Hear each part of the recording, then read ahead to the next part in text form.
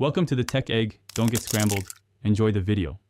In this video, I will show you how to make delicious chicken salad from a can.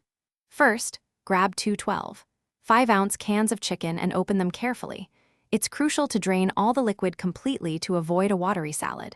You can press down on the chicken with the lid or a spoon to remove excess moisture.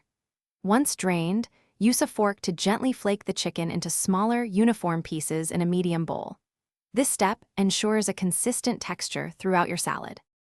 Now that your chicken is flaked, it's time to add the core ingredients that give chicken salad its classic flavor. Start by adding 1/2 cup of your favorite mayonnaise to the bowl with the chicken. Next, stir in 1/4 cup of finely chopped celery. This provides a wonderful crunch and freshness. For a bright, zesty kick, add 1 tablespoon of fresh lemon juice. Mix everything together thoroughly until all ingredients are well combined and the chicken is evenly coated. With the main components mixed, let's perfect the seasoning.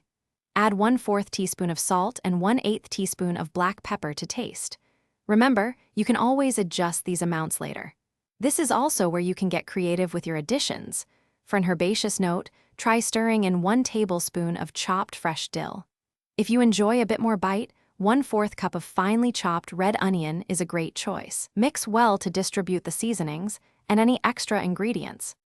Your delicious homemade chicken salad is almost ready. For the best flavor and texture, cover the bowl and chill it in the refrigerator for at least 30 minutes. This allows the flavors to meld beautifully.